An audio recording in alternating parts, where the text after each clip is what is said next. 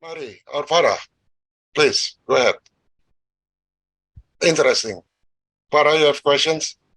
Of course, of course. I mean, the story is very, very interesting. This is, although I also have watched several of your podcast video on YouTube.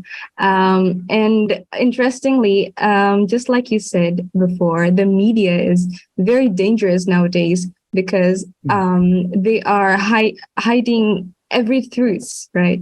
And then I saw some of your videos, the podcast videos, are getting taken down by YouTube, right? Because of the community guideline, right? And I'm actually concerned about this since, as I am representing the younger generation, I noticed that many of the, I think almost all of the younger generation, they are busy making a living. They are busy settling in. They don't get critical enough. Like they only see what's on the media and then they just trust what's there, and that's really concerning. That's why, like Professor Richard said, especially in Indonesia, the society in here, the minds, they are playing minds, although we are rich in nature and so on, right? And I want to ask you a question. I don't know if this question can be answered or not, but I want to know your view of this. So since we are in this game of the higher ups, so how do we get out? How can we know the truths, or like how to find out then? To find the answer, you mean? It's a super good question. Super good. Please let me know when you have an answer.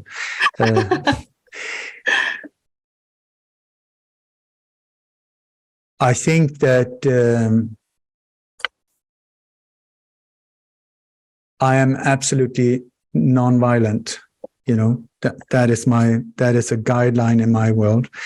Yet I feel this has to stop. We have to transcend this. We have to get out of this trap that they're getting. And this censorship you're talking about, it's extremely heavy. 95% of all my videos have been taken down.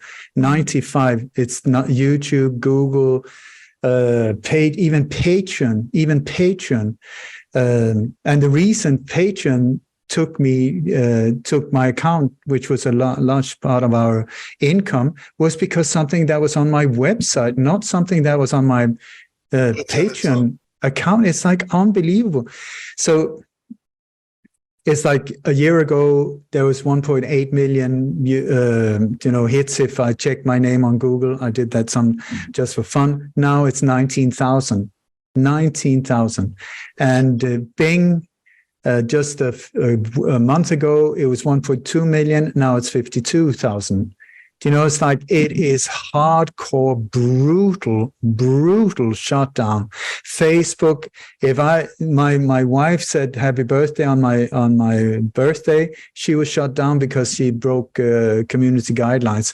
It's like when I was on one interview with an international judge, and he said we're going to do an update with Ole Dammegard. He was live on Facebook. Boom, we got shut down. Breaking community guidelines just for mentioning my name. It's like, what is going on? So either this is a really bad boy, and in that case, fair enough. But I don't feel like that. I mean, I don't step on ants. I don't kick dogs. I try to live a compassionate, loving life where I really treat everyone with respect. I cannot see that it is right that someone like myself should be censored and threatened, and they tried to kill me multiple times. We had to change. I mean, something is very wrong. Something is very strange, at least. So you asked me the way out. I can only say that what I found over the years is that It doesn't matter if you're at school and there's one school bully that is terrorizing the place. What is he using? He's using force, but the message is, and what he's looking for is fear. He's trying to create fear so that he can rule.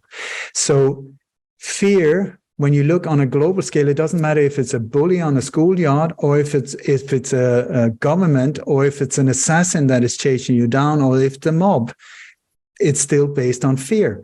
So the interesting thing with fear, I think, is that it's only in your mind. It's not out here. It's not.